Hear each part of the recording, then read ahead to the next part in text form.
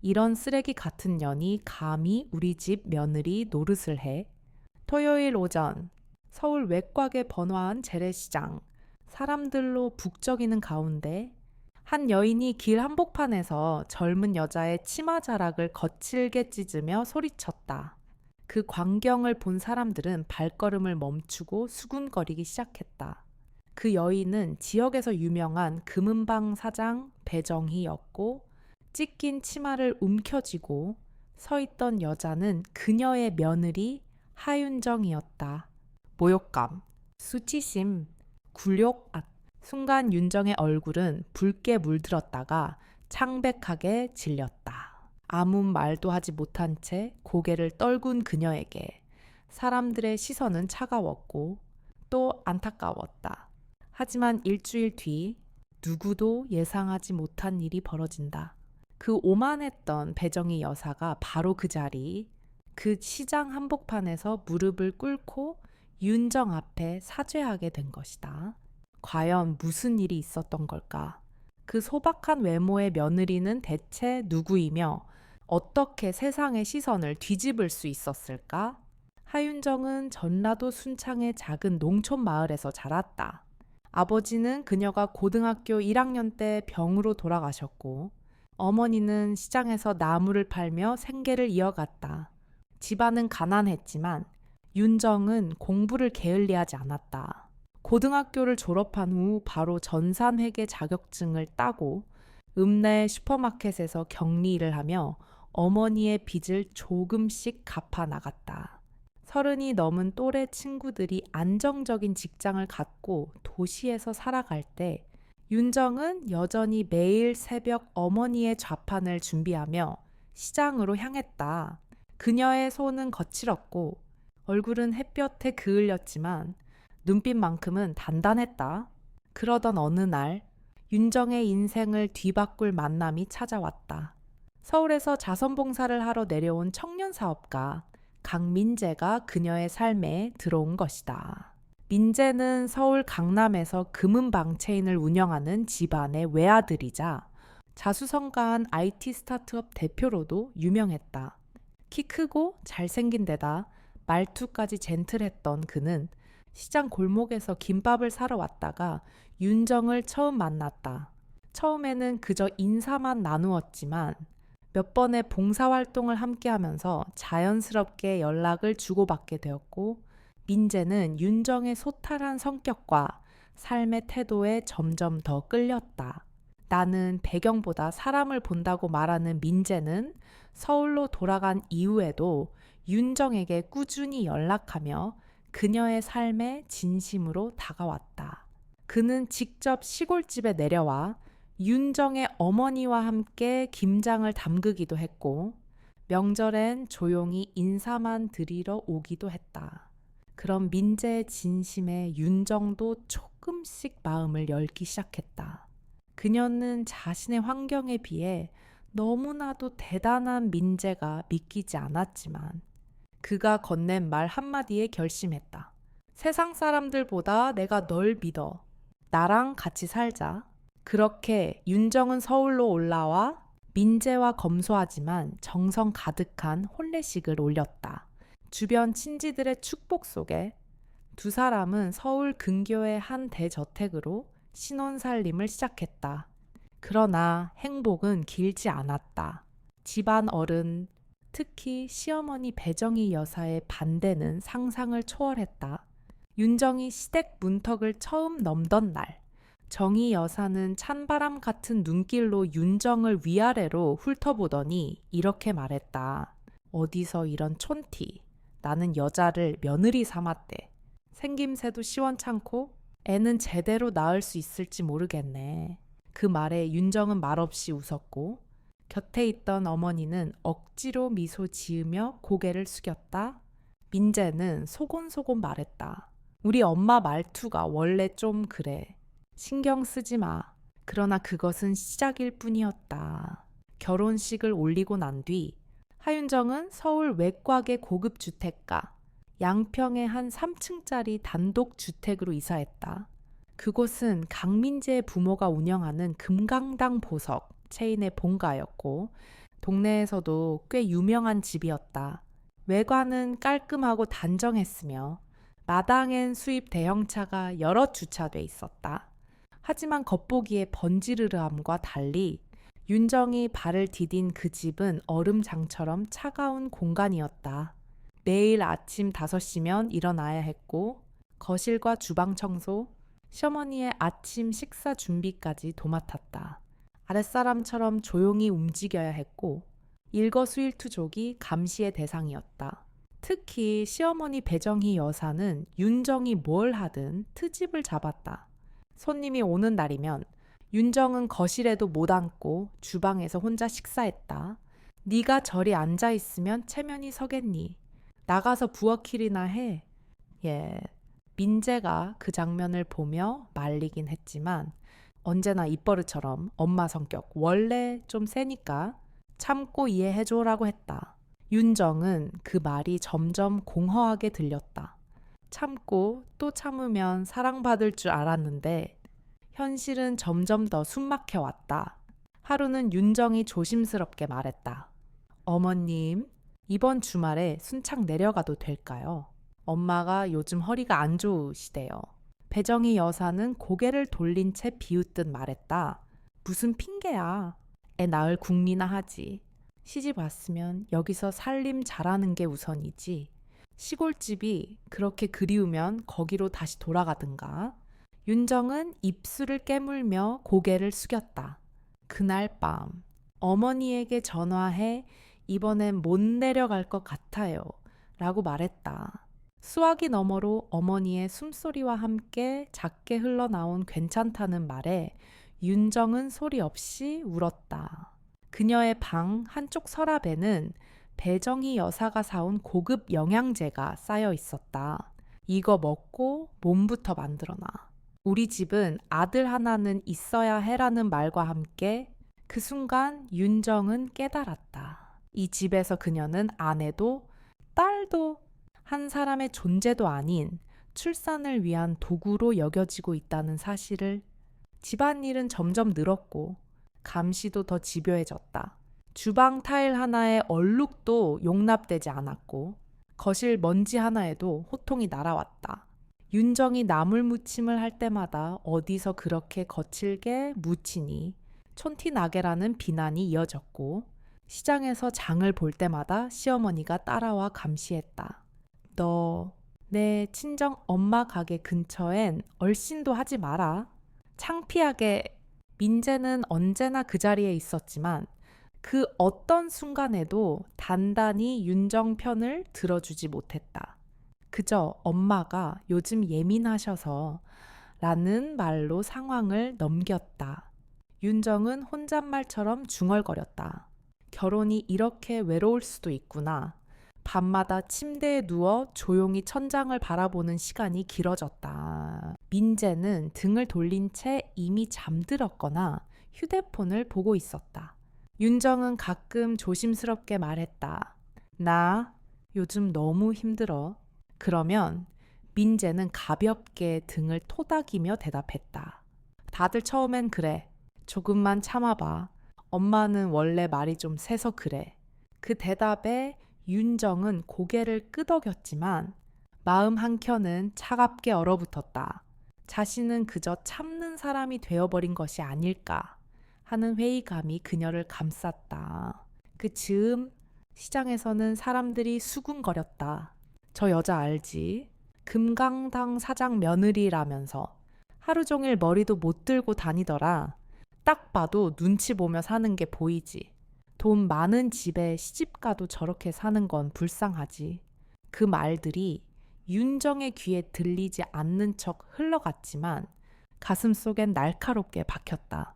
그 집에서 윤정은 이름도 감정도 없이 살아가는 그냥 사람이 되어가고 있었다. 하지만 그녀는 아직 몰랐다. 진짜 악몽은 이제 시작일 뿐이라는 걸. 그리고 며칠 뒤 서울의 중심에 위치한 그 재래시장에서 벌어진 일 하나가 윤정의 인생을 통째로 바꾸게 되리라는 것을. 서울 종로구에 위치한 중앙시장은 평일임에도 북적였다. 추석을 일주일 앞둔 날 장을 보러 나온 사람들로 가득했고 하윤정의 어머니 박명숙 씨는 평소보다 이른 새벽부터 준비한 직접 만든 송편과 찹쌀떡, 약과를 진열해 놓고 있었다. 어머니, 오늘은 제가 도와드릴게요. 한두 시간만이라도 쉬세요. 그날 아침, 윤정은 조심스럽게 남편에게 말도 없이 집을 나섰다. 남편 강민재는 어젯밤과 마찬가지로 늦게까지 휴대폰만 들여다보다 잠들었고 그녀는 더 이상 말해도 소용없다는 걸 알고 있었다. 윤정은 단정한 베이지색 원피스를 입고 머리를 묶고 지하철 2번을 갈아타고 시장으로 향했다. 사람들의 눈에 띄지 않도록 마스크를 꼈지만 몇몇 상인은 그녀를 바로 알아보았다. 금강당 사장 며느리 아니야. 어머, 정말이네. 여긴 왜? 윤정은 민망한 듯 고개를 숙이며 어머니 옆에 앉아 송편을 정리했다.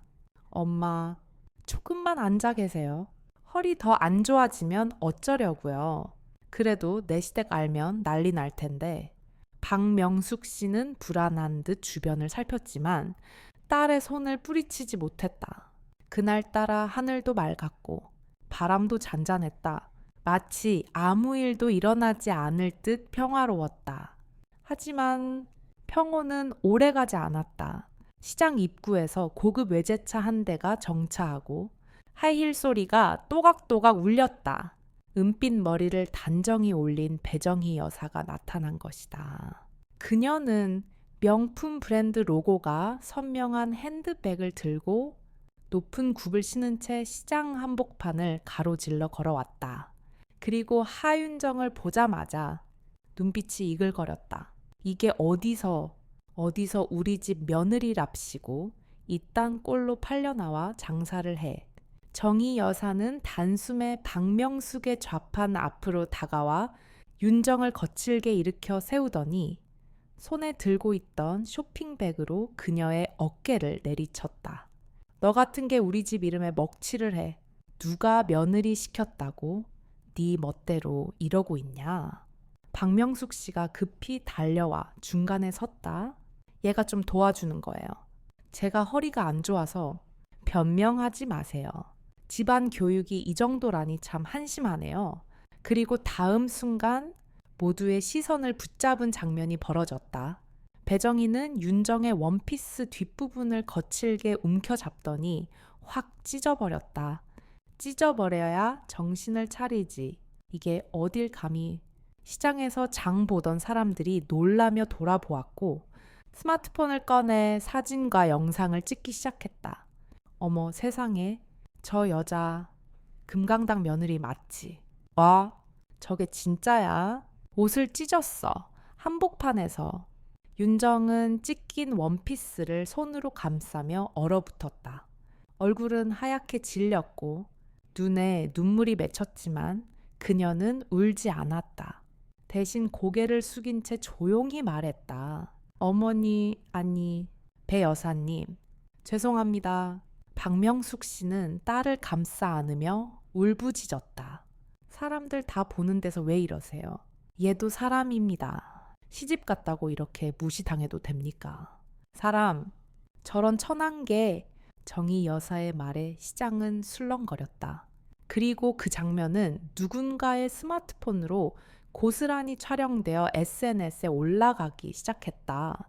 그날 저녁 윤정은 그 찢어진 원피스를 품에 안고 침대에 앉았다. 민재는 그런 그녀를 보며 눈살을 찌푸리며 말했다.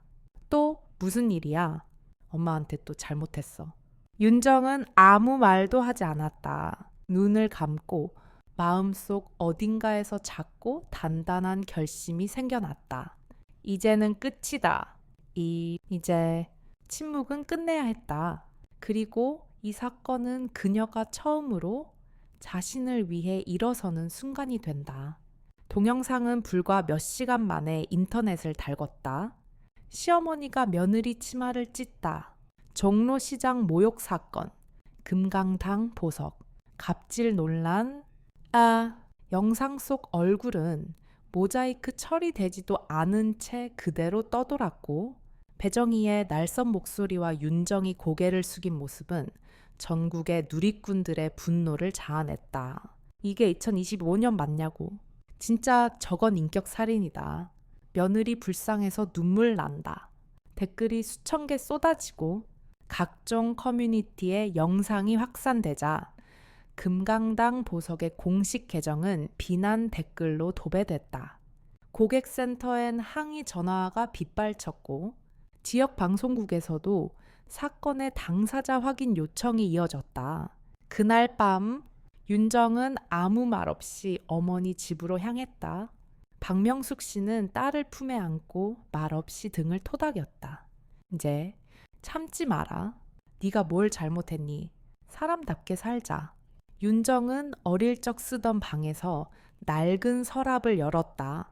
그 안에는 10년 넘게 열어보지 않았던 갈색 서류 가방 하나가 있었다.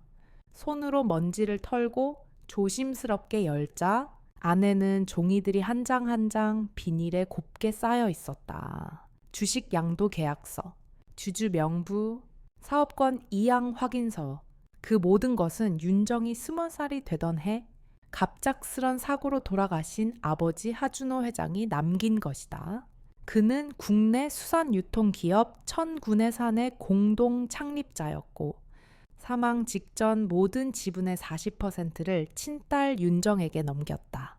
그 사실은 철저히 외부로부터 숨겨졌다. 어머니 박명숙 씨는 서울을 떠나 순창으로 내려갔고 윤정은 없는 사람으로 살아왔다. 그것이 엄마가 딸을 지키기 위한 방법이었다. 윤정아, 사람은 가난하게 살아도 누군가를 함부로 해선 안 된단다. 그래서 우리는 일부러 조용히 산 거야. 윤정은 서류들을 조용히 꺼내어 다시 읽었다. 그녀의 눈빛엔 더 이상 눈물도 떨림도 없었다. 이제 그녀는 단순한 며느리가 아니었다. 숨겨졌던 기업의 핵심 주주였고 서울의 중심에서 다시 일어설 사람이다. 며칠 뒤 서울 강남의 천군해산 본사. 윤정은 차분한 셔츠에 재킷을 걸친 모습으로 로비에 들어섰다. 리셉션 직원은 그녀의 이름을 듣고 바로 자리에서 일어나 인사했다. 하윤정 이사님, 회의실 준비되어 있습니다. 그녀는 직접 이사회와 전략기획실을 만나 새로운 유통 제휴안을 제안했다. 그 제휴 대상엔 금강당 보석을 포함한 수도권 중소형 유통업체들이 포함되어 있었다. 그 자리에선 아무도 윤정을 며느리라고 부르지 않았다. 그녀는 계약을 정리하며 말한다. 상대가 어떤 사람이든 거래의 기본은 사람을 대하는 태도라고 생각합니다. 그게 없는 곳은 협력하지 않겠습니다. 이틀 뒤 금강당 보석 내부엔 비상이 걸렸다.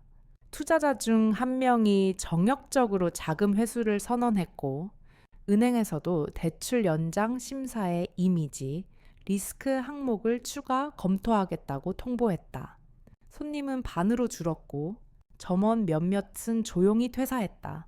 배정희 여사는 처음엔 콧방귀를 뀌며 이 또한 지나간다고 생각했다. 하지만 하루, 이틀, 3일 상황은 달라지지 않았다. 오히려 더 나빠졌다. 그리고 마침내 금강당의 대표 거래처 중 하나인 천군해산에서 정식 문서가 도착했다. 공급 계약 보류, 해당 파트너산의 윤리적 문제로 인한 잠정 중단 조치. 그 순간 배정희는 처음으로 자신이 상대한 그 며느리가 누구였는지 깨닫는다. 그리고 자신이 찢은 건 치마 한 장이 아니라 상대의 존엄, 그리고 스스로의 운명이었다는 걸 그날 밤 윤정은 어머니 집의 작은 방에서 조용히 노트북을 열었다. 그녀는 조용히 파일 하나를 정리하기 시작했다. 제목은 기억의 조각들. 거기엔 그동안 자신이 겪어온 모욕과 멸시의 흔적들, 녹취 파일, 문자 메시지, CCTV 사진이 정리되어 있었다. 그녀는 그것을 공개하지 않았다. 그저 필요한 사람들에게만 조용히 보냈다. 법무팀, 주주회의실, 그리고 금강당의 주요 거래처, 보복이 아닌 경고였다. 모든 것은 이제 막 시작되고 있었다. 하윤정이 본사 회의실에서 제안서를 마지막으로 넘긴 다음 날, 청운해산 본부는 금강당 보석과의 거래를 공식 무기한 보류하기로 결정했다. 그 결정은 내부 시스템을 통해 일괄 통보됐고, 일부 협력사는 그 문서를 캡처해 유통업계 SNS 커뮤니티에 올렸다. 드디어 끊었네. 솔직히 그 집 이미지 때문에 망설였는데 진작 그랬어야지. 며느리 치마 찢은 집이랑 거래하면 우리도 욕먹어. 한편 금강당 내부는 초비상이었다. 고객은 발길을 끊었고 은행은 대출 상환을 요구하며 신용도 재심사를 통보했다. 투자자들은 회수 일정을 논의하기 시작했고 점원들은 언제 문 닫을지 모른다는 불안에 휩싸였다. 그날 저녁 배정희 여사는 응접실에서 서류를 쌓아두고 한숨만 쉬었다. 그녀는 거울을 보며 중얼거렸다. 이게 다 그 여자 때문이야. 감히. 그 순간 그녀의 휴대폰이 울렸다. 청군해산에서 온 연락이었다. 다음 주 금요일 서울 강남의 한 호텔에서 열리는 유통제휴제협의 간담회에 참석하라는 초청장이었다. 그리고 초청 명단에는 분명히 쓰여 있었다. 청군해산 대표이사 하윤정. 배정희의 손에서 휴대폰이 떨어질 뻔했다. 그녀는 뒤로 주저앉았다. 그 이름이 이젠 며느리가 아닌 대표이사로 적혀 있었다. 그날 밤 윤정은 작은 책상에 앉아 어머니 박명숙 씨와 따뜻한 유자차를 마셨다. 박명숙 씨는 조심스럽게 물었다. 이제 그만하면 되지 않겠니? 윤정은 고개를 저었다. 엄마, 나 복수하는 거 아니야. 다만 누가 나를 사람으로 보지 않았던 그 자리에 내가 스스로를 사람으로 세워놓는 거야. 이제서야 내 이름으로 숨쉬는 느낌이 들어. 간담회 당일, 배정희 여사는 회색 한복 원피스를 입고 나타났다. 머리는 정갈이 묶였지만 얼굴엔 긴장감이 서려 있었다. 안내를 따라 들어선 회의실 한가운데 눈부신 조명이 쏟아지는 자리엔 윤정이 앉아 있었다. 정희 여사의 눈이 그녀를 마주쳤다. 그리고 그 순간 자신이 찢은 치마 자락을 움켜쥐고 울지도 못했던 그 며느리의 모습이 뇌리를 스쳤다. 하지만 지금 그녀 앞에 있는 하윤정은 차분한 셔츠와 네이비 수트를 입고 테이블 너머로 단단한 눈빛을 보내고 있었다. 윤정이 먼저 말했다. 앉으시죠. 오늘은 사업 이야기입니다. 목소리는 높지 않았지만 단호했다. 정희 여사는 입술을 깨물며 자리에 앉았다. 윤정은 천천히 문서를 꺼내며 말한다. 청군에 사는 금강당과의 유통 파트너십을 원칙적으로 보류했지만 내부 검토를 거쳐 일부 조건 아래 재논의하기로 했습니다. 전제 조건이 있습니다. 전제 조건? 윤정은 준비해온 종이를 내밀며 말했다. 이 문서에 서명해 주세요. 청군해산 및 모든 협력사 직원, 파트너, 가족에게 어떠한 언어적, 정신적 폭력도 가하지 않겠다는 내용입니다.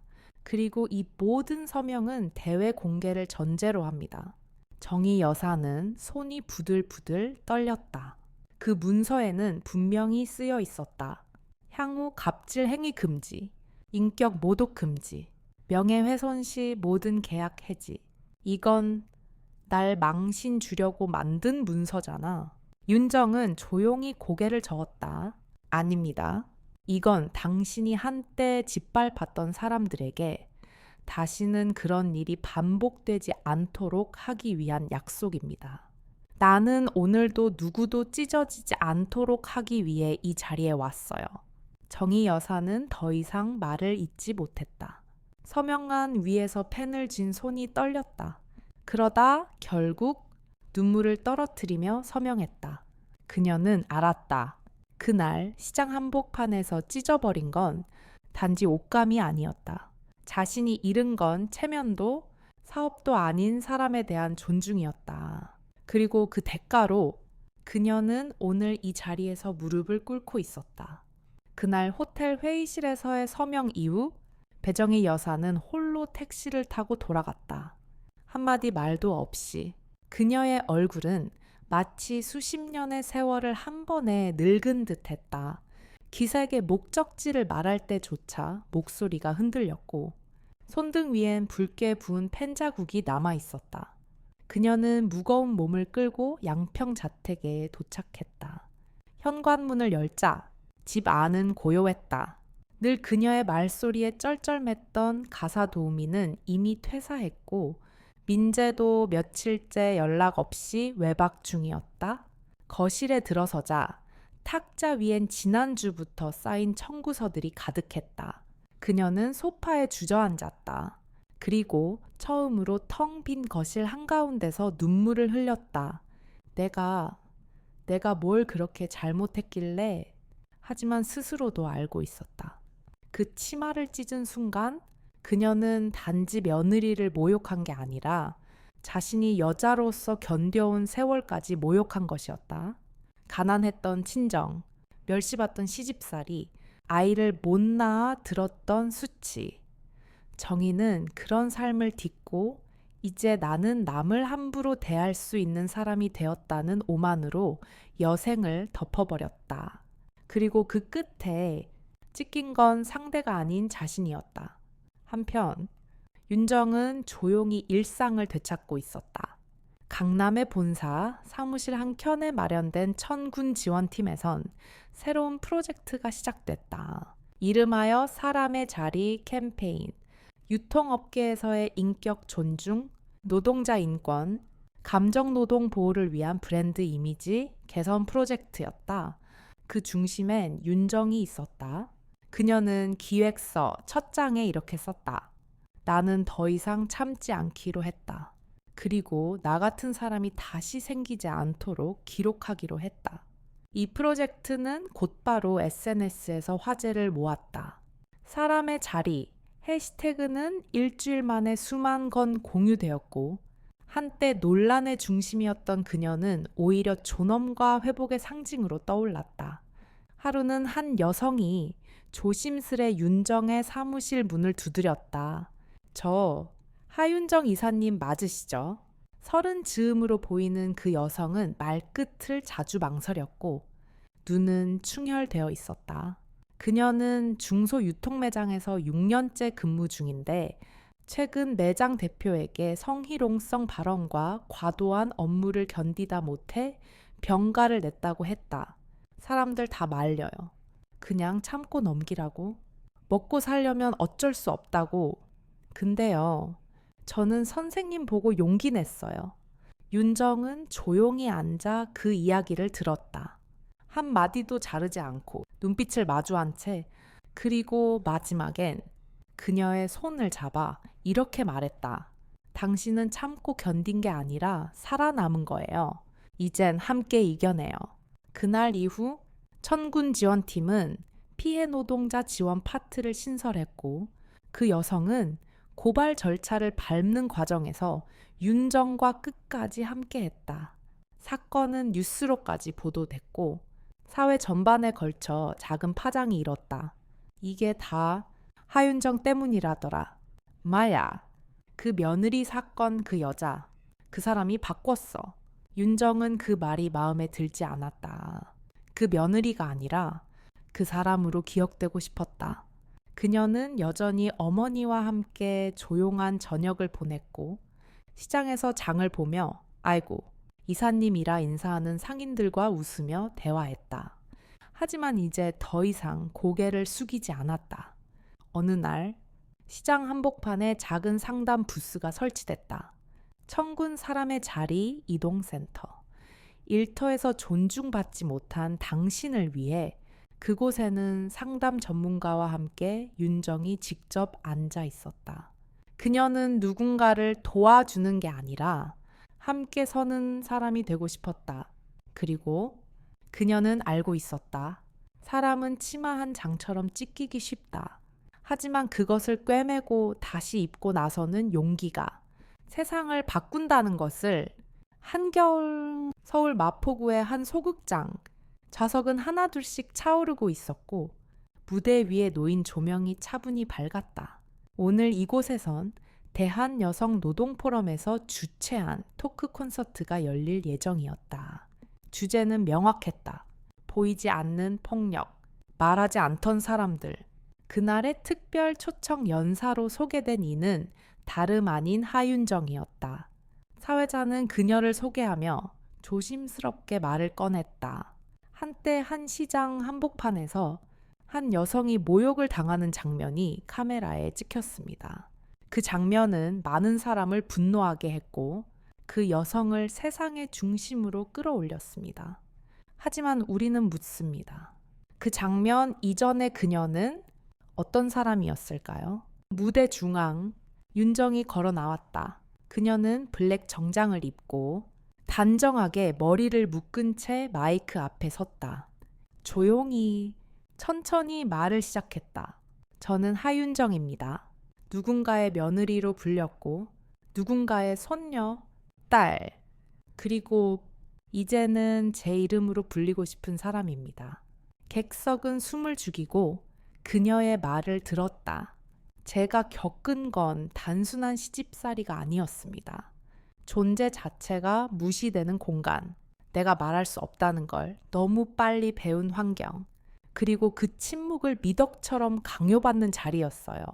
그녀는 떨림 없이 계속했다. 한 시장에서 옷이 찢긴 건 수치였지만 그보다 더 수치스러웠던 건 그 상황을 감내해야 할 숙명이라 믿었던 제 자신이었습니다. 그녀는 잠시 말을 멈추고 객석을 둘러보았다. 그 안엔 다양한 얼굴이 있었다. 젊은 회사원, 중년 여성, 학생, 그리고 몇몇 남성들까지 누구도 눈을 떼지 못했다. 하지만 이제는 압니다.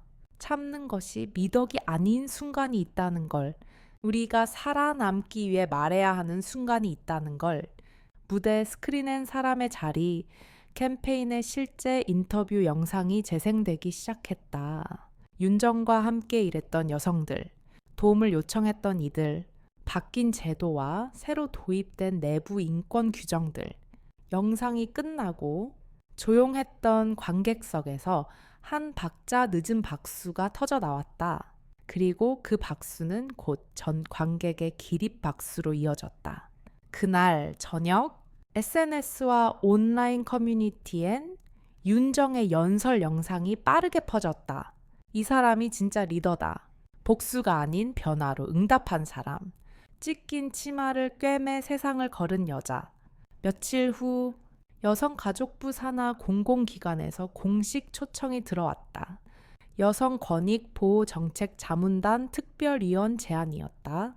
그녀가 서명했던 기업 내 윤리 준수 문서는 이제 전국 유통기업으로 확대 보급될 예정이었고 그 첫 출발은 그녀의 제안에서 비롯되었다. 그날 밤 윤정은 어머니와 함께 시장 골목을 걸었다. 윤정아, 많이 달라졌구나. 네가 말하는 게 사람들을 움직이네. 엄마, 세상은 쉽게 바뀌지 않아요. 하지만 누군가 첫 단추를 꿰매야 하잖아요. 서울의 중심이 아닌 조용한 시장의 구석에서 옷자락이 찢긴 채 서 있던 한 여자는 이제 무대 위, 조명 아래 존엄과 말의 힘으로 세상을 설득하고 있었다. 그리고 그 말 한마디 한마디는 자신을 짓밟았던 그 시절, 말하지 못했던 자신에게 괜찮아, 너는 소중해라는 위로였다.